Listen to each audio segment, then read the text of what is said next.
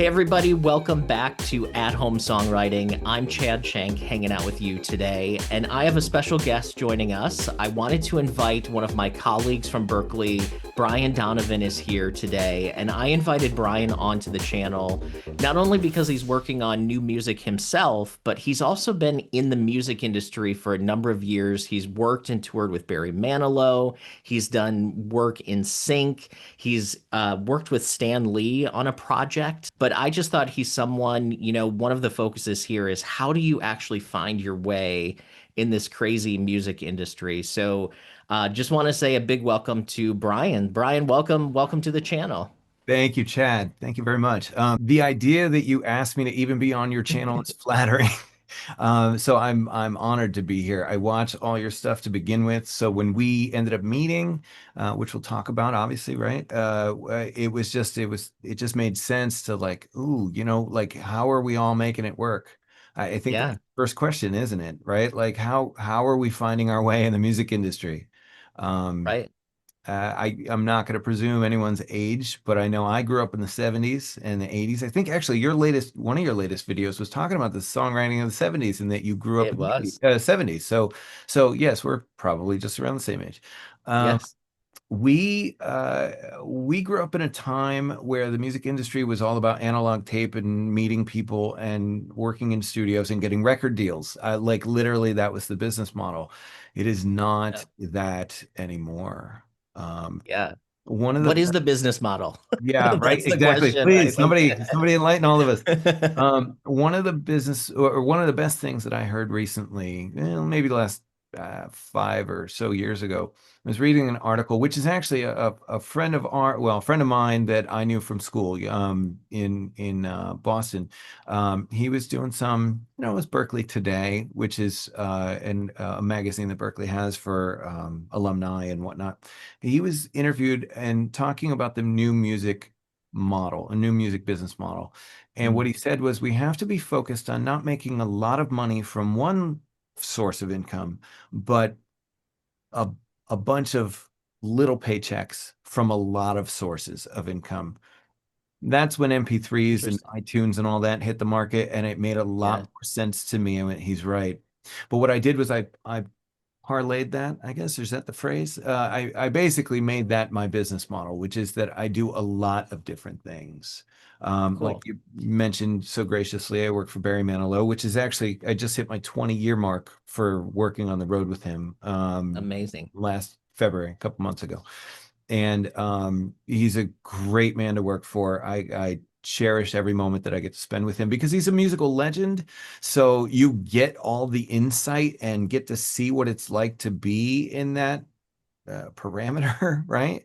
Yeah. Everybody Yeah. gets to hang out on a social level or a business level, even with somebody of such a high musical caliber. So get to see that. I spend most of my nights during the show when I have nothing to do, just in awe, just watching him on stage. So it's a Awesome. master class, if nothing else. So So uh, you and yeah. yeah, so you and I met when I started teaching with Berklee. So I started teaching a couple of years ago. It was 2023 already. So it's been like 2.5 years now, I guess. But um you were the first person that they hooked me up with to say, here's kind of how you teach, here's kind of what our platform looks like. So that's how me and you first met. But I'm curious, I want to rewind all the way back to when did music sort of come into your Hmm. world? Not necessarily from a career perspective, but like going all the way back to like being a kid. You mentioned growing up in the 70s and 80s, which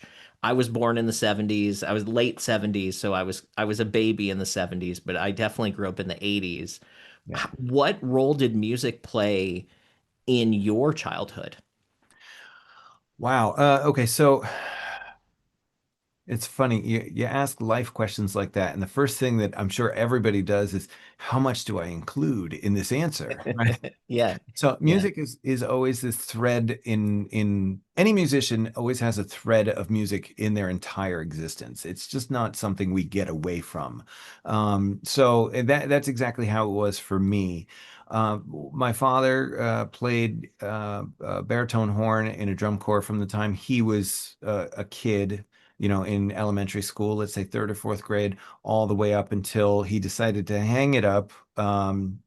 Maybe 5 years ago. So Right. he played a horn my whole life. Um, in the process, my dad was very in tune with all the new music that was coming out. He actually loved Manilow, excuse me, Barry Manilow music before I even know who that was, right? So I always heard his music growing up and all of that stuff. But then I remember very clearly one day, it was the 4th of July. It must have been. It could have been like Labor Day or Memorial Day, but it was something where we had a parade in our town. I grew up in Bridgeport, Connecticut, which anybody Mm. watching this may put the two and two together that John Mayer's from Fairfield, right next door to that, and actually Oh, was born in Bridgeport. So, which I never met him, but darn. there's less than 6 degrees of separation, which I'll talk about later, Yeah. with John and myself. So we were at a parade literally on Main Street, and it was the Police Athletic League, which is the PAL, we called it, and it was just a youth organization to get kids into drum corps. And Hmm. somebody came down the street and handed me a flyer. I must have been maybe 6, 7, 8, somewhere around there. And I just looked at it because who's handing me a flyer on the side of the street, right? And I looked up at my dad, like, what's this? And he goes, it's for the drum corps. You want to join? And I was like, I don't know what that means. So he says, let's go check out the meeting next, Wednesday night or whatever it was. So we Wow. did. And I said, yeah, I think I want to join. It's a whole bunch of kids playing music. This sounds fun. I don't know the first thing about it. They said, we teach you. I went, okay, great. So I insisted I wanted a drum, and my dad said, you'd probably be better off with a horn. So I ended up going with a soprano horn. It wasn't even a trumpet, and which there's a fine line there. So I started that, and I'd say my father would probably be able to answer this better than I could, but maybe within 6 months, I had marched in two parades as the flag bearer, up at the front to announce, what the drum corps name was, because I didn't know how to play yet. And then they folded for whatever reason, Oh, mismanagement or something. So that was it. That was the end of my musical career, as far as I knew. And it wasn't until seventh grade. I became friends with somebody that had just come into our school at seventh grade. He transferred, and the teacher was trying to get everybody to get to know who he was, invited him to play his guitar in front of our seventh grade class, which he did. And I thought that was incredibly can I say ballsy? I just yeah, really yeah, yeah, like yeah. I was like, wow, seventh grade, you're playing in front of everybody that's also in seventh grade. That's unnerving. So, but he did, and he played great. And I was in the front row. I was sitting in the front row, and I just thought, man, this instrument is so amazing. I wish I knew how to do that. I remember thinking that. Well, I'd say it was maybe like a month or two later. My teacher, or our teacher, Pat Brennan. Her name is Patricia Brennan. Mm, I'll never forget her. She literally changed the course of my life. She came in wow. one day with two old beat up acoustic guitars. One was nice and shiny, and one was it was a parlor guitar, and it was very old. And Mm. she was auctioning them both off. She knew that a lot of people had been inspired by our friend Dennis, and so said, like, I'll bring these in. I'm not playing them. Maybe one of you can take them. So it was one of those, everybody who wants one line up in the back of the room. So I jumped up and I ran back there. I was I was the golden chalice kid. I didn't want the shiny thing. I wanted the unassuming parlor guitar. I don't know why. So it wasn't about all the frilly, right? And so Yeah. I got in the back of the line, and my teacher says, okay, I'm gonna pick a number between 1 and 10. I think there were like six of us or something. She's, one, nope. Four, nope. I say seven. She says no. She moves on. I know for a fact that I was sad. It must have shown on my face. I must have just hunched over like my life had just ended, right? And so she got two other people down the line, and then she said, "Wait a second, who said number seven?" So my hand goes up. Oh, I did. That was it. I'm sorry, I misheard you. I don't think she misheard me. I think interesting. she rigged it. So she said, "Which one do you want?" And I said, I want the parlor guitar." I didn't know that's what it was at the time. And so I said, "I want that one." So I fell in love that moment, and I brought it home, and I just it was just make noise on it. I had no idea what I was doing. I knew how to hold it, but not how to make notes. And so Yeah, within that had to be like April of that year, because by June 17th, my parents are like, "You're getting lessons." I was making too much noise and not enough music. So interesting. I end up getting lessons about June 17th that year. And by Christmas time, I got my first electric guitar. Why do you remember the date? Well, okay. So I wouldn't have necessarily, but once I started working for Barry, what, 15 years after the fact, um, his birthday is June 17th, and it just popped into my head. Wait a second. So I looked, and Wow. I'm like, that was the first day of my first lesson. So I told him that. We had a good chuckle over that because he was 42 at the time or something like that when I started playing guitar. But um, Wow. yeah, which is so I can't forget it now because it's a number that just means something for a couple of different reasons. So you took lessons then, and how old were you? So that was not, Seventh grade, you said, right? So that's yeah, I think I probably was, like 13 or 14, maybe? yeah, I was Yeah. 13 when I started playing Yeah. guitar. So and it's still 13 when I was taking lessons. So yeah. I And think, did you continue with the lessons? I know some kids, they start and then they kind of fall off. well, Did you stick with it?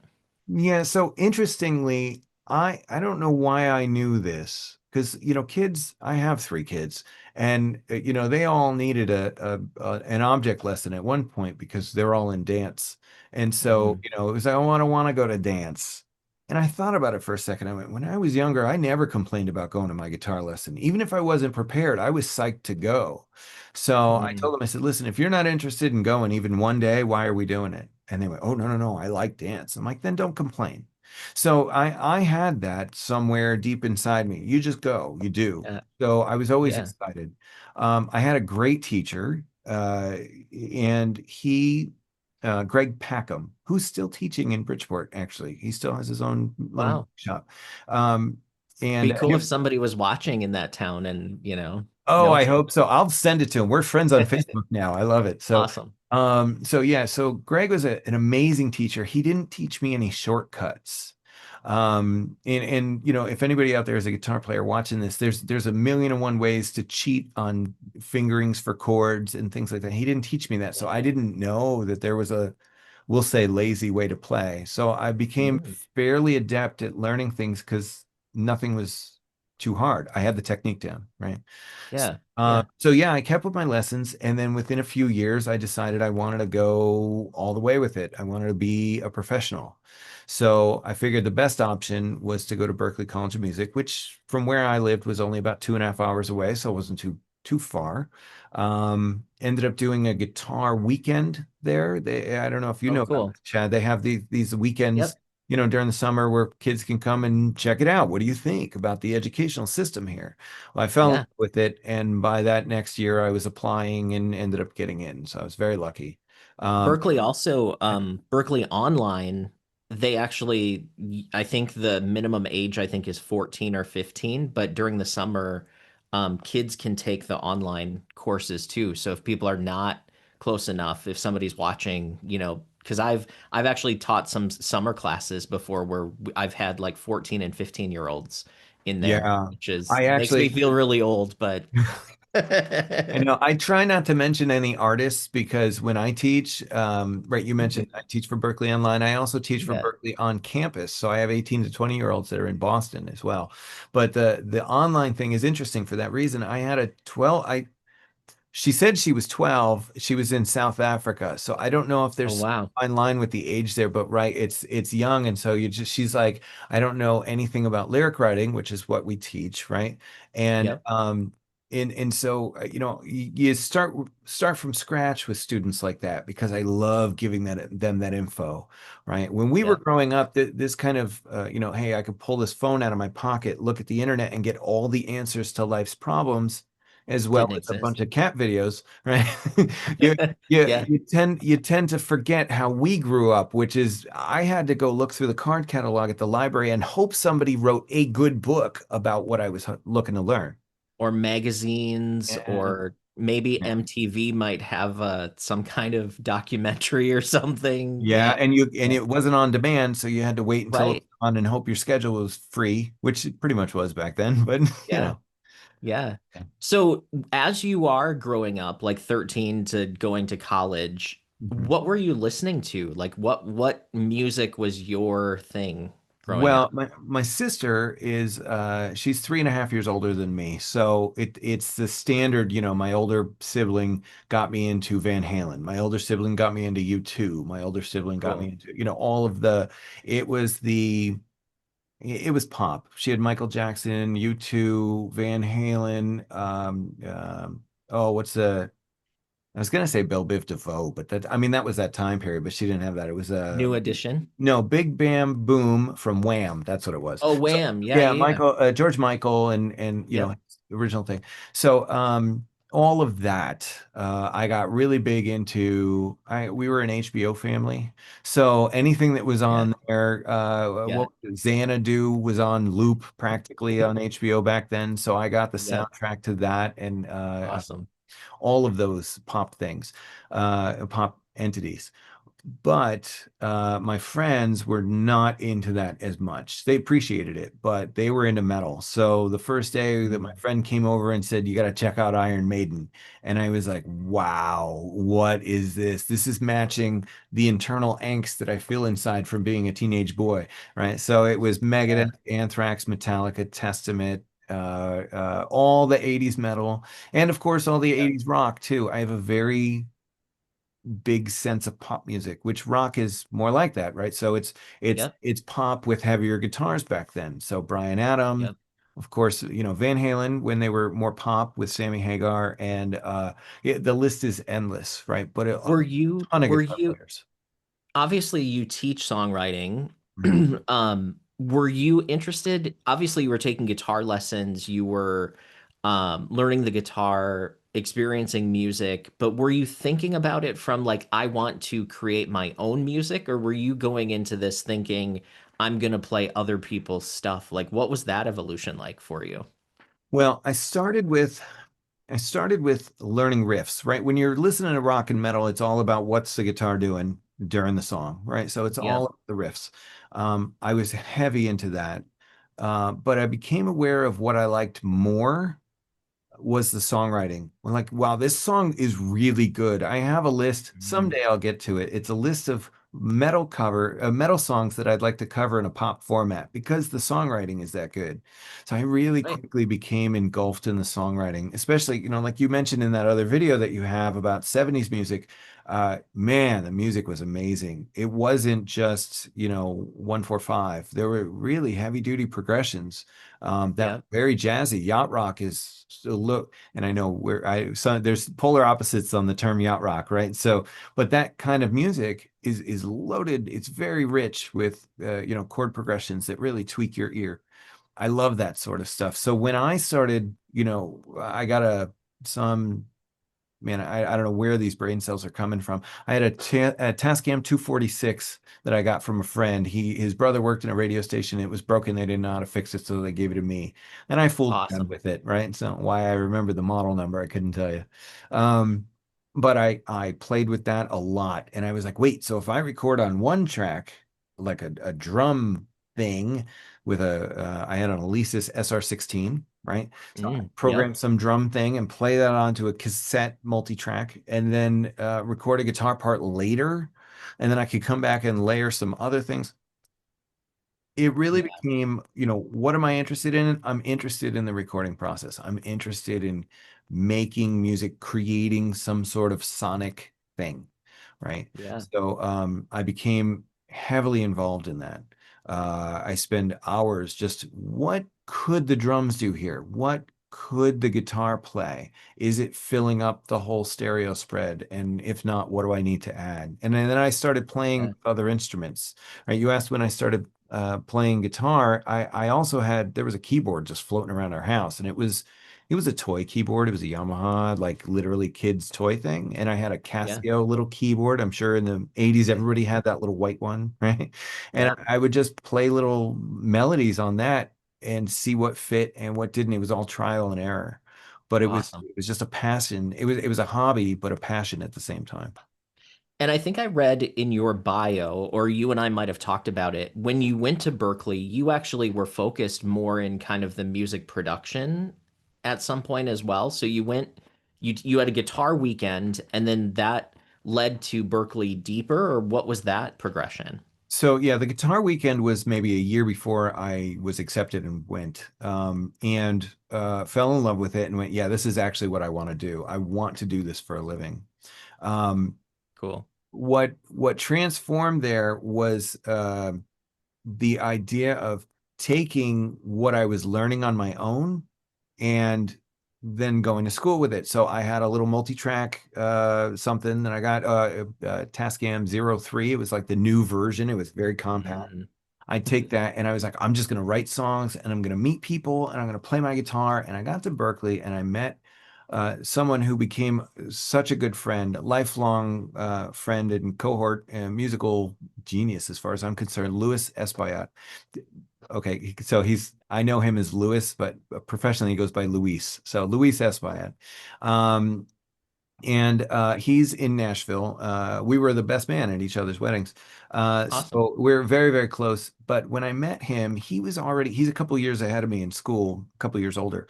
And so he was the resident advisor in the dorm, so for my floor. So we got to know each other and we did very similar sense of humor. We're into Star Trek and Star Wars and very funny stuff and being goofy. And he plays bass and I play guitar. So it just, friendship match made in heaven, right? So we got friendly and he says, what about thinking about engineering?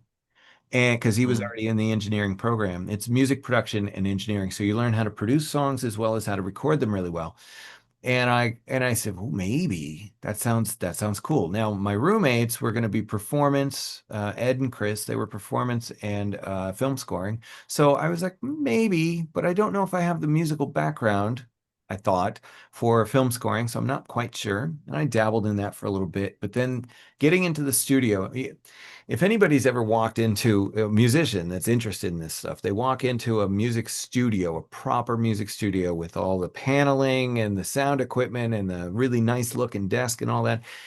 It can really just make your heart flutter. I truly, mhm. every time I walk into a big studio like that, that's a multi-million dollar facility, and you shut the door and you get the vacuum seal, right, where Yep. all the air disappears from the room and that kind of thing. Um, it really makes my blood pressure go down as opposed to up, and I just love the feeling. So he took me on a tour of the studios one day, and as soon as we shut the first door of the studio, and I got to do this major. This This is is it. this Yeah. is my thing. I need to know how to record all of my stuff well, because it's one thing to write a good song, but then to be able to produce it and engineer it and sell it to people and go, hey, what do you think? And they go, wow, I really hear the emotion here. Right. One Mm, thing that I teach in my classes now that I don't know that I fully knew then was that the music industry is really, it's a business made up of people that sell emotions, not necessarily just music, right? Because if you write a song and I write a song, mm. we write the same song, which one of us is channeling that emotion in that song? That's the one that's going to do better in the marketplace because people are going to gravitate towards it. And this is a big topic, but that, you might some people might gravitate towards your version versus my version. That happens all the time. That's why people do Sure. covers, right? Yeah. But it became apparent to me quickly that like it's really about figuring out how to wring out as much emotion in these songs that I'm recording as possible. So And yeah, don't you it, think, it don't you was think, always. Go ahead. oh, sorry, I didn't mean to cut you off there. I don't, go ahead. Oh, well, so to me, it's always about trying to figure out the best way to get the most emotion out of a song because it doesn't matter what it is or how it's recorded. I just didn't know how to record it well, so I'm like, I better do this because I'm not going to learn that on my own.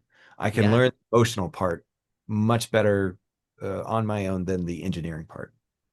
I love the emotion thing that you said because obviously we teach for Berkeley and everything we teach orbits around emotion, right? Like all of the decisions you make should be at the service of the emotion that you're trying to communicate, and that goes down to the smallest like syllable, right? So in your lyrics, it's the how the syllables move, how the rhymes move, and then I'm in into the production, it's the same thing. Everything is a emotion. And I think I remember you and I talking about that when we met up when you were in Minnesota, and Yeah. you said something about you don't work in music, you work in the music industry or the music business. And I thought that was a really interesting take on it too. Well, I think that's the one of the biggest things that any songwriter can. I have some good friends that lived around the corner from us, and when all of our kids were much younger, they moved to Texas where they have some family. They work in radio and TV radio and production and whatnot. And but their daughter now has grown up. We both have 16-year-olds. And so I just talked to them not too long ago because they know I'm a teacher. They know I work in the industry and I literally make a living out of it, which I know it sounds unheard of. Some days I pinch myself. I'm like, really? I'm still making this happen after 28 years, right? So Yeah. we just had a Zoom call because she's thinking about moving back to LA and working as a singer. And how do I do it, right? That's the big question. So Wow. my advice is always the same to younger musicians, which is you cannot forget that it's a business. It's not an ugly word. It's a brilliant word because the business will help you get paid, which means you can continue doing it. And if Yep. if you don't have the funds to continue getting your stuff out there, then it's a pointless endeavor, right? So as long as you Yeah. pay attention to the bottom line, which is, am I getting paid, and how much, and is it reasonable what I'm asking for pay wise, you'll do okay, right? If you're paying attention to that, So how did you go from so Berklee, you're studying music, the MPE, so the music production and engineering. right? Were you also still sticking with the guitar at that point, or did you think I'm gonna be studio guy, I'm gonna be the engineer, I'm gonna be producer? Like, what was your mindset? And then how did you go? And I know that there were probably lots of steps in between, but what did you do after Berklee then? Wow. Oh, yeah. So, okay. So let's take the first part of the question, right? Yeah. Which is, did I stick with the guitar? The answer is yes and no. I stuck with Okay. the guitar while at Berklee as much as I was required to. When you're an MP&E student, you only need to take, at the time, you only needed to take 4 semesters or 2 years of guitar instruction, not all 4 years or 8 semesters, right? So Mhm. once I was done with the requirement, I ducked out of that and I played my guitar for fun. What I wasn't really understanding was how to think about the guitar. One of the biggest, I'm not going to say it's a regret, but one of the biggest uh, reasons why I didn't stick with the guitar in Berklee was that before I left, I got really in, before I left home to go to Berklee, I got really into Steve Vai. And so I bought a 7 string guitar. That was my treat for myself. I worked my butt off that summer and I bought a brand new 7 string Universe in white. And I loved that guitar and it sounded amazing. And I had no clue how to play it because that 7 string threw me visually. I had no idea what I was doing. So Interesting. yeah, right. Once I got to Berklee, I confused myself and it frustrated me, and I didn't know how to change the strings on a floating bridge and all the technical guitar things, right? So I was frustrated with that, and I was seeing some positive, movement in the engineering and production stuff. So I was diving deep into that while I was at Berklee. And so yes, but I still played my guitar. I still wrote things. I have tons of recordings from those days that eventually will turn into something, hopefully. And but then I graduate. I decide I'm going to move out to LA, and I do. And well, okay, so then that's the second half of the question, right? What did I do after Yep. Berklee? So I moved to Yeah. What LA. happened next? Yeah, what did happen next? I'm still figuring that out. So I get to LA and I had how far do I back up? Um, Through a professor of mine at Berklee, I met with a man out here named Peter Gordon, who helped. His job at the time was to help alumni find jobs in the Mm. studio system through the MP&E department, essentially. So I met with him. I still remember I showed up in a black suit and he went, whoa, whoa, whoa, whoa, whoa, hold on. You don't need to wear a suit in this business. You don't even need to wear a tie. And he talks to me, finds out that I'm very interested in working in anything, right? But engineering, recording, mixing, something of that nature, I figure that's my best bet. And I was right because immediately I showed up on a Monday, which was actually, now that I think about it, today's September 3rd, 2025, right? Yep. September 1st in 1997. So just 2 days ago was the 28th anniversary of moving to LA for me. So yeah. Wow. So Wow. and I've never, well, can I say I never had a day job? Yeah, well, I don't know. Let me think about that one. But I've been working in the music business the entire time to some degree. Nice. So I met with him on a Monday. No, I'm sorry. I met with him that Wednesday, and that afternoon, he sent me for an interview at a post-production house in Burbank called Roundabout Studios, and they did post-production, which the simplest version of that explanation is mixing for all the sound elements, or editing and mixing for all the sound elements for TV shows. They worked with the Okay. USA Network and maybe a little bit of Disney stuff and channels like that. So I went over there that afternoon, interviewed on Wednesday. By Friday, I got the call to start on Monday as a runner. So I was literally washing coffee cups and running to the store for orange juice for people and stuff like that. Um, Hey. but I learned very quickly that my biggest asset, well, there are two. My biggest assets were to smile and be happy at work, right? So how you show up and that you show up. I never called in sick. I was never late. And anytime anybody needed anything, I just said, yes, sir, or yes, ma'am. It was all Mhm. about just, I'm here to help. Well, wouldn't you know, within 4 months, they had me editing audio for TV shows at night. Wow. So, it was the easier stuff, but they're like, I think you can handle this. So, yes, yes, ma'am. And the boss, Deborah, she let me run with it. And that was fantastic for quite some time. So, Awesome. it really, did I end up in post-production? Not really, but a big chunk of where I came from and what I learned at Berklee, and then moving out to LA, I did feel somewhere in my soul that I needed to experience all the aspects of the music industry so I could figure out where I needed to land. I didn't know what all of it was, so how could I possibly choose until I dabbled in each area, you know? So what does that mean then? What did you start dabbling in? Oh, so outside of work for this post-production house, I started learning more things like soldering, the real technical stuff, Okay. wiring, how to wire up certain back then we had racks of gear. We don't do that as much these days, but how to wire up certain racks of gear and in what order, and then how do they operate, and what if they break? How do you fix them? That became a fun thing for me for quite some time. At which point, then I got a friend of mine who called and said, "Listen, we need tech support help over here at Elisa's Studio Electronics, which I think is still around to this day, but." That was at the height of their digital audio tape ADAT system. So we were Sure. massive. We multi-million-dollar building in Santa Monica and, products flying off the shelves, new inventions every day. So they needed a ton of help with tech support. So I went over there, was able to do that for a bit. When that job ended, because they started to, lose their footing in the industry, so a bunch of us got laid off. I got to keep all of the gear that they let me borrow to learn. That was like, Nice. yeah, oh my gosh, it was such a blessing.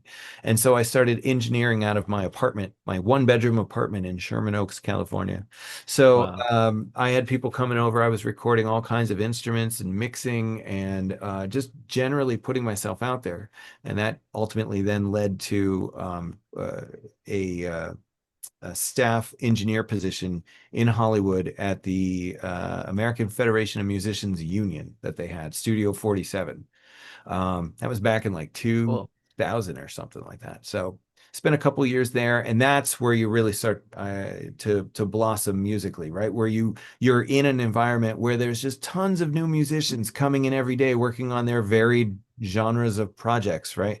And so and then they're asking for production help. because they're like, I don't know what to do here. And I'm like, I do. Right. So now I'm doing more engineering and production. And, in a couple of instances, they were like, well, the guitar player didn't cut it. And I'm like, you know what? I can overdub something later if you like. They're like, you play guitar. So the next big lesson for me was always put yourself out there, meet as many people as you can, right? Because at some point, all the people that you know won't be working, right? Not that they're retired, Right. they just won't have a project that moment. And then you spend 6 months like, I don't have any money coming in.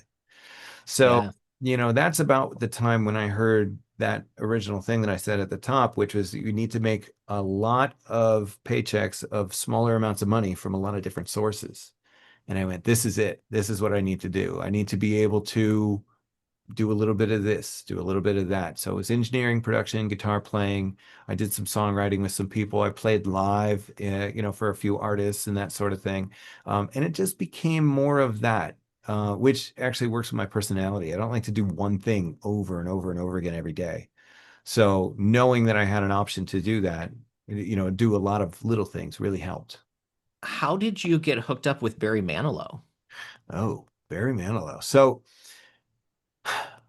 it was that there was a magazine years ago here, which I think they're still online, but it was in print. I literally walked down the street to the newsstand. Do we even have those? Right? I love this change of the whole scene, right? Yeah. And I bought the Music Connection magazine and I flipped to the back and there's want ads. Um, Somebody's saying that they're a producer and a songwriter and they need a guitar player for an up and coming artist. Okay, fine. So I call up, hi, my name's Brian, and this guy on the other line says, or the other side of the phone says, yeah, we're doing an audition this weekend. Come on down. Here's the address. So I grabbed my guitar, my amp. Now, at this point, I hadn't quite gotten into my guitar as much as I needed to. So I showed up with like the biggest distortion metal sound for this up and coming pop artist. It didn't work. At one Okay. point, just joking around, I'm like, maybe I should just call myself Crunchy and see myself to the door. So, but I thought it sounded great. Like, oh, yeah, there's a big distorted guitar in the background, but it didn't fit. But what really happened there was that the guy that I called was Greg, and Greg was the producer. He was also the keyboard player and also owned the PA. Well, everybody else that was already in the band and the other couple of people that were auditioning, they all left. And so I got talking to Greg while I was packing up my stuff and then helped him load the PA into his truck from this rehearsal studio. Mm, Well, that changed everything. Greg's like, hey, thank you so much for helping me with that. I don't even understand why everybody else bugged out. I went, oh man, I'm happy to help. Again, how you show up, right? I was happy to be there. So a couple days later, he calls and says, listen, I'm sorry to tell you this, but I don't think we're going to go with you being the guitar player in the band. Now, Greg is very amazing and sensitive at the same time because he's a musician like the rest of us, right? So yeah. he didn't want to make this phone call because he liked me, right? And he enjoyed my company. And so my gut reaction, and I couldn't to this day tell you where it came from because I was heartbroken. I kind of thought maybe there was some hope that maybe they'd have me in the band, right? Yeah. And so when he said that, he says, listen, we took a vote. We figured, maybe your sound just doesn't work for the band. And what came out of my mouth was, oh man, that's cool. Whatever works for the artist. I want you guys to be happy. I didn't rehearse that. I had no reason to say that. I was really sad, but I said Mm. it anyway. And he went, oh man, you're so laid back. It's so cool. That's awesome. Hey, listen, this weekend we're going to watch some X-Files and go out and have some sushi. Some friends of mine and I, you want to come over? So I did. I did. I was like, why not? That helped soothe my soul because I'm sad. It was a great time and it became a regular weekly thing. That was the last season of X-Files. So it was the big build up to the ending, right? So we did every week. Well, wouldn't you know it, Greg had a studio. He's the producer, right? Why wouldn't he? So he shows me around his studio the first night. Next, week I go over there and he's showing me some stuff he created with some artists, some other artists that he was working with and stuff. And so at one point I said, listen, I'm working on some music. Can I hire you to help me record some vocals? So he says, sure. We do that. At some point, then he says, well, listen, I think what you got here is good, but it needs some editing. Well, I knew how to edit in Pro Tools. So I said, well, listen, I'll do it. You can take a break. So I did. And apparently he noticed that I had Pro Tools chops, because about a week later he calls me out of the blue and says, "Listen, I've got a gig that I'm working on at home in the studio. I could use some help with Pro Tools. I just need you to come over and operate the rig." And I said, "Sure, no problem." I says, "When do you need me there?" He says, "Actually, right now." And I'm like, "Yeah, I got nothing going on. I'll come over." So I show up, I get to his house, and I ring the doorbell, and Barry Manilow answers.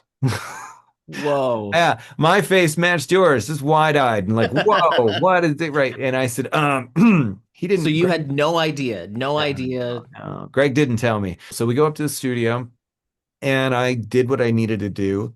And at one point, I caught behind me that Barry leaned over to this other gentleman in the room who was working on the project too, and he goes, "This kid's fast." I didn't know. I was like, "Oh, I was just doing what I was told to do," right? So, Yeah. um, that's about as far as it went. We were working on his Here at the Mayflower record in 2001. And then after that, I did some help editing and things like that with Christmas Gift of Love. Whenever that came out, I think it was the next year or something like that. And then I kind of got disenchanted with the music industry. I couldn't tell you why. I felt like that was I thought that was my big break, which by the way, that's a Mm. lesson. There is no big break, right? There's no such thing as No, there's no such thing as no. no, no. So I think that's what really stirred me up. I was like, man, I got this gig and it had two albums, and then that's it. Nobody's calling me. And I forgot to do my networking. I forgot to keep putting myself out there. So Mm. I started getting what would be considered day jobs. I was, house sitting for somebody, or I helped a boutique fashion designer who was a composer, actually. Now, all these facts are coming back to me, who was struggling in her own career. So she started to make these boutique sweaters and needed them to be dyed in her house. She was working out of her basement, or her laundry room. And so I'm there. I took the job through a friend, and I was just dyeing clothes or dyeing fabric for these sweaters. So yeah, day jobs, right? But I also wrote one of the songs on my new album while sitting at her piano while house sitting for her and dyeing clothes in her laundry room. So we never Awesome. really, That's a yeah, good story. we never truly get away from music, do we? No. No. So Yeah. I love everything that we're talking about because I think so many people want the quick thing these days, right? Like people don't understand that it's still all about people, right? You have to meet the right people, you have to be nice. You can't go into situations saying what can I get? It's about like what can I give? What value can I create? So I love the what you did, but I'm also super curious about Barry. So you're in the studio, Yes. obviously with, like you said, a legend, someone who has written some of the biggest songs ever. Oh yeah. Is the way that he operates any different than the way that any of us operates, besides the fact that he can write legendary songs? But like, is the process, is the room the same? Is the room the same? No. Um, Interesting. so what happens is I can actually I think about things very deeply, where some people do, some people don't.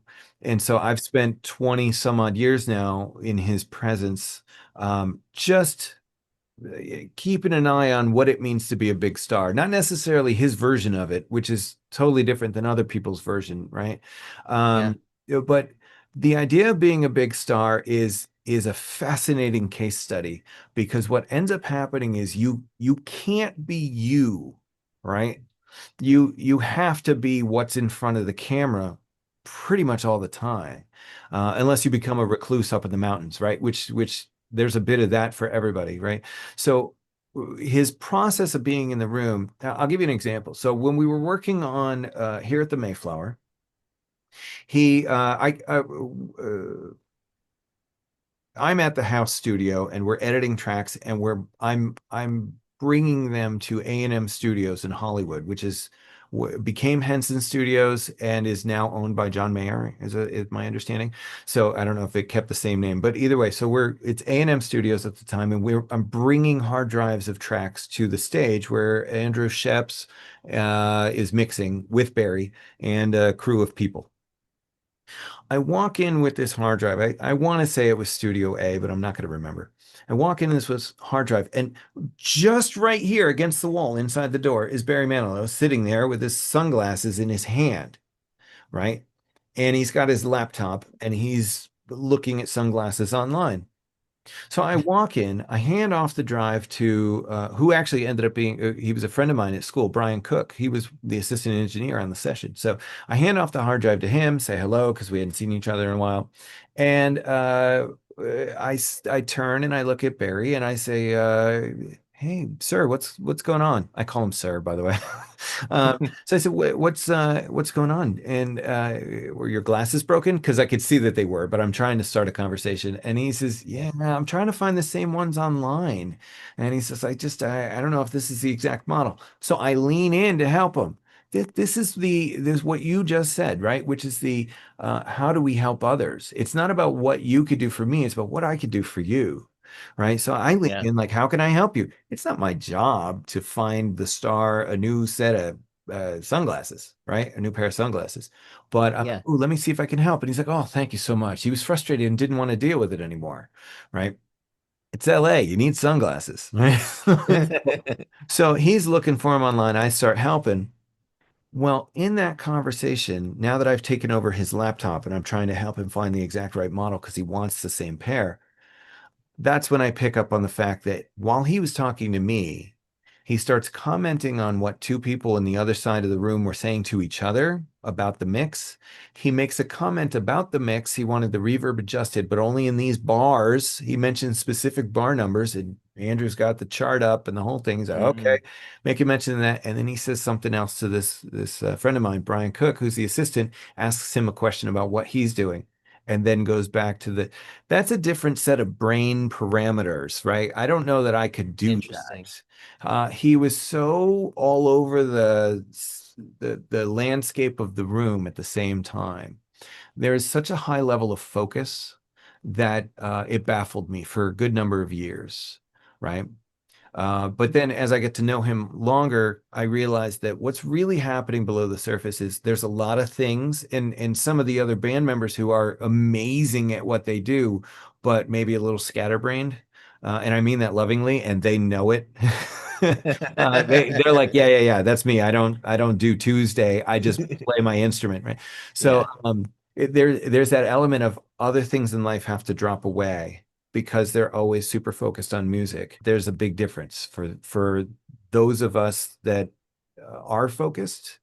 When I'm working in the studio here, I know for a fact when I become aware of the world just disappeared for me and I'm solely focused on the guitar part, right? And I Yep. come back out of it, I'm like, oh, right, I have three kids and a wife and two cars, a dog and a cat and a house and a mortgage, right? So Yeah. it's a fascinating case study to see, but uh, it's lovely when you find somebody like I have who is such a brilliant musician and a good-hearted soul who loves the people that he employs. Um, Awesome. and I don't say that lightly. I've worked with other people that I left within 4 months because they were not that at all. So. Were you ever in the room when Barry was writing, No, singing, yes. singing? Okay. Yeah, singing, I mean, yes, that's but cool. songwriting, no. Oh my gosh, it was amazing. I had a moment. Actually, he doesn't, I'm sure he'll watch this because I'll tell him about it, right? But I Ask him if he'll want to come on and talk about songwriting. That'd oh be my gosh, awesome. I think you just did. But I'll mention it. Yeah. So he asked me to come up to his hotel room suite in Vegas. This was many, many years ago. He was doing an album, Greatest Songs of the 80s, I believe. Yes, Greatest Songs of the 80s. And basically all it was cover songs of just brilliant songwriting, but he's singing them and he tweaked the arrangements and made it his own. Brilliant. He had 50s, 60s, 70s, and 80s. He's doing this song and he says, listen, can you come upstairs and help me record my vocal? Now, what he doesn't know, and he's finding out now if he's watching this, is that I didn't want to. I just don't want to be an engineer. But Mhm. again, what's my job? My job is to say, yes, sir. Right. So, of course, I'll be there and I'll be there with bells on. But I promised myself, it was the night before that he asked me, come up tomorrow morning. And I promised myself that if he asked my true musical opinion, that I would give it to him. I didn't want to be shy about it. I wanted to at least maybe put it out there like, right, I'm a musician, not just the tech guy engineer. So Yep. he did exactly that. I was hopeful and I got my wish. And he finished a take of what was the song was Lionel Richie with Hello, right? Hello, is it me you're looking for? Da, da, da, da, da. Yeah. Right. Okay, so he did a version of that. He sang it all the way through, which musical legend, you can do that, right? You could sing a song all the way through with no punches. And Right. and it was amazing, but it wasn't quite there, I thought, but who am I, right? So I just sat there and I stopped the recording rig, and he says, "What did you think?" Ooh, that was my window. So I turned around and I said, "Honestly, you kind of sound like you're singing a wedding." And he says, "What?" Now, in that moment, I think it startled him and also took him by surprise, right? When you get Yeah. when you get that famous, there's a lot of people that just say, "Oh, everything you do is great." And he's Yeah. very aware of that. He doesn't want that to be the case. He wants honest opinions. And I can appreciate that because I would too. And so I said, listen, it just doesn't sound like you're digging into the emotion behind the lyric. Hello, is it me you're looking for? Right? The emphasis on certain words that, as lyricists, we know, right? An emphasis on me brings out this implication of, is it me you're looking for or just anyone, right? Like Right. there is that juxtaposition of what the meaning is besides just what the words are. So I said, it doesn't feel like you dug into that enough. And he says, all right, do it again. And he knew right away what I meant. And he realized he probably just needed to dig in more. Then he probably Well, nailed it. oh my gosh, I was chills halfway through the whole thing, right? Everybody's crying in the room. It was amazing. Um, Laughter, tears, it became a part of us, right? Well, he sends that vocal as a demo. This was a demo. I didn't realize that, right? So I'm pushing him, thinking it was the final master. And so he ends up sending this off to Clive Davis. For those of you that don't know, huge music mogul and a brilliant man when it comes to what's going to be a hit and what's not, right? Yeah. And a huge impetus for Barry's career. He sends this to Clive Davis, who says in response, yes, the arrangement works, and that's the vocal that needs to be on the record. That's the final. Wow. Yeah, I found that out because Barry called me about a week later and said, "Can you come out to the house? I want you to help record all of my other vocals." We did like four Wow. songs. So it was that moment of being honest to hear something and musically say, "I have an opinion," not be insulting about it, but just this is what I'm hearing. And if I'm hearing it, everyone else is going to hear that too, right? Well, and how cool is it that Barry appreciated like your honest, you know what I mean? Like he appreciated the real feedback, and I'm sure in his, I mean, in his mind he was probably saying if he's feeling it this way, other people are going to feel it this way. So maybe that's what I should do. So that's awesome. That's cool. Exactly, exactly. And I think there needs to be more of that from a production standpoint of like, no, you did great, but I think you've got more. What did Walt Disney always say to his Imagineers back in the day? This is great. Now plus it. I love Yep. that. I love that. Like you give it a little oomph, give it a little bit more Yeah. gas, you know? So So I think about all these things and I wrap them all up into the psychology of creating music. It's it's just what I do. yeah.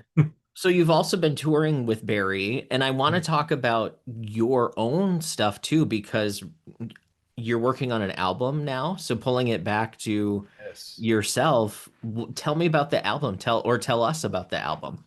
So, the short version of me as an artist is that I started thinking I wanted to be just acoustic singer-songwriter back in, 2000 or so. So I recorded an EP called Solo Moon. You can find it online. It's all on the social stuff, right? Cool. um, and all the platforms. And it was me and a guitar being recorded by an engineer with a little DAT recorder in an active train tunnel. I don't suggest that. I don't condone it. That was a Interesting. stupid move, but I was in my 20s. So, so, but luckily there was a light that turned on when the train was coming and you had a good quarter mile to get out of the way. So that was good. But don't nobody do that. Don't try that at home. Wow. But we recorded three songs and put that out. And then I recorded a full-length album called Mugu Point. That was released in 2007. Um, that one was me playing a lot of stuff, but not really understanding arranging. So what I wanted to do with this new record was to play everything, every last note myself. That's piano, electric bass, acoustic drums, electric and acoustic guitar, and then four-part vocal harmony. And I programmed a string quartet. So, Cool. because I play a little violin, but not enough to record. So, all of that became like, okay, well, how do I arrange this? What does the piano play to complement the guitar parts, right? What does the the drum part play so that it's, there's no overdubs, right? I didn't want to add a Mm. shaker. I envisioned myself as a drummer who could drop the stick from the hi-hat, pick up a shaker and replace it and still play. So I was doing a lot of that stuff. So it was just one drummer slash percussionist, right? And that whole album became more of an ode to meeting my wife, right? Mm. Just this, a lot of love songs on this, but they're not all slow, right? I definitely Yeah. cranked up the tempo on a lot of them. So it's all about finding the person that you're supposed to be with. Um, Awesome. and I did it lyrically in such a way so that it applies to everyone. Or in some instances, some of the songs could be taken as finding whatever's important to you, not necessarily another person. So if you have a Yeah. passion for something, it could be that for you as well. So. And is the album finished or are you still working on it or what's the No, I finished Mugu Point in 2007 and started writing this album then. Okay. So, Okay. but again, I have a wife and three kids and a semi full-time job with Barry and songwriting and composing work and guitar playing. And so Yeah. it's it's been on the back burner for years, but it's coming together now. I'm guessing probably top of next year at the latest. What's your writing process? Like, I mean, obviously there's many ways to write songs, but do you have a way that you jump in to that creativity more frequently or how do you approach that? So I do. If let's say somebody hired me to write a song, it depends on what they're coming to me with, right? I had somebody that wanted me to rewrite the lyrics they were Japanese lyrics for a Hawaiian song. He wanted them written in English. And of course, the translation doesn't ever really work out, so I had to completely Right. rewrite them, but I had to keep the melody that he had. So I'm choosing words that will fit that melody and still sound singable, right? Right. That's one way. But for me, and if somebody came to me and said, "Hey, I got a cool bass part," I could write a whole song around that. But you're starting from a different vantage point when you do that. So I Sure. can do that, and I practice that often for work. But for me, if I'm playing, if I sit down and I just go, "I want to write a song," and I have nothing in front of me, idea wise. What I'll usually do is start with either the piano or the guitar, and I'll start just playing some whatever chords I've been practicing lately, usually. When I do that, something will inherently, just some melody will come out of my mouth and I'll say some words. And a lot of times I'll go, well, what does that mean? You know, I want to, but I was about to accidentally sing a Beatles song. No, no. So like, like, I don't know what you're thinking. Well, I'm like, okay, well, what is the meaning behind that line? And so Right. I'll fool around with some chords and a melody idea and spit out a couple of lines randomly because usually that's my subconscious saying I need to talk about this. After I get maybe a verse, chorus, depending on how quickly that comes out, I'll put the instruments away and focus strictly on the words. Go, okay, what is the song about? Right? Because a phrase like, what was it? I don't know what you're thinking about. I don't know what you're thinking. Yeah, I don't know what you're Yeah, oh thinking. my gosh, that could be a million and one topics, right? So once I decide what the song's about, I will then go in, write the song, verse, chorus, bridge, chorus, usually because I like that particular arrangement, but I do, Yeah. right? Um, and then once I feel like I've really said something with my lyrics, then I'll go back to the instruments and start like, okay, well, here's the chords for the verse. What about the chorus, right? And ooh, where does the bridge go? Because at that point, harmonically, I know what the song's doing. So going to a bridge becomes much easier, right? Sure. So as Yep. you know, Yep. so that's pretty much how I would focus on that because the songwriting always has to be, for me, has to be one instrument and a voice. If it doesn't work there, right? This is kind of what the Beatles did, right? So it's not like I'm reinventing the wheel, but it's if it doesn't work with one instrument and a voice, you're polishing something. What's the phrase? You're polishing a turd. Polishing a turd. Yeah, Yep. right. So Yep. it's really about that. It's like, is this song strong? Now, the only problem that I really come into is that, and I'm sure you've gone through this, Chad, which is we have so much technology at our fingertips, right? That it's so easy to be like, oh, check out this pad sound that I've got. And now you're off to the races without a song idea, right? You Yep. create a whole sonic palette of stuff. And yeah, but what's the song about? And then you start Right. writing lyrics and you're forcing lyrics into whatever the vibe of the music already is, which is a skill. You can do that, but it becomes much harder. So I like to start with the lyric, the melody, and the chords.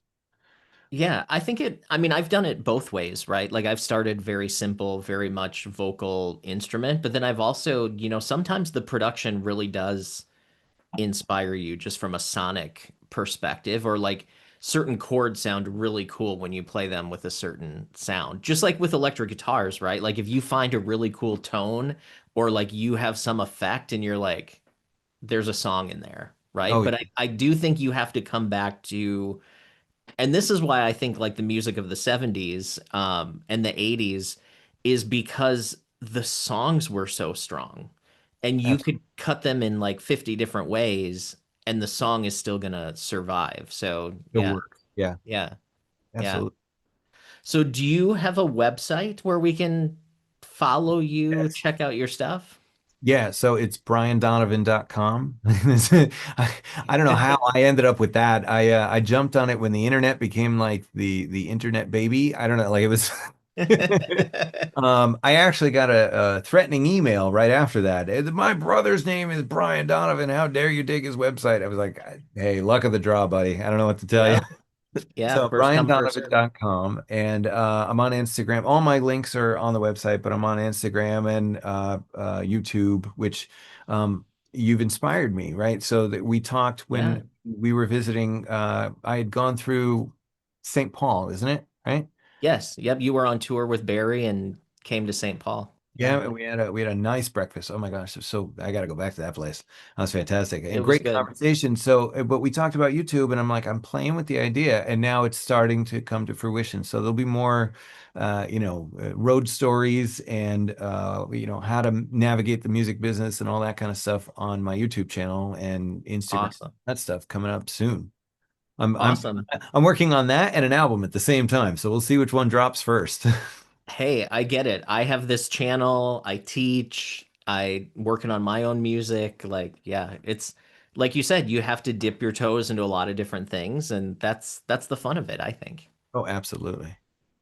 Awesome. Well, Brian, thanks so much for joining us. Hopefully you'll come back and tell us more stories. I know that I've heard some other stories about your adventures, but I appreciate you being on At Home Songwriting and can't wait to hear what the new album sounds like. Oh, thanks, Chad. Thank you very much. It's been an honor and a pleasure. I love watching your channel, and everybody else should like and subscribe, right? Is that that's the Yes. next Yep. thing we Like and say? subscribe. Awesome. All Thank right. you. You're welcome.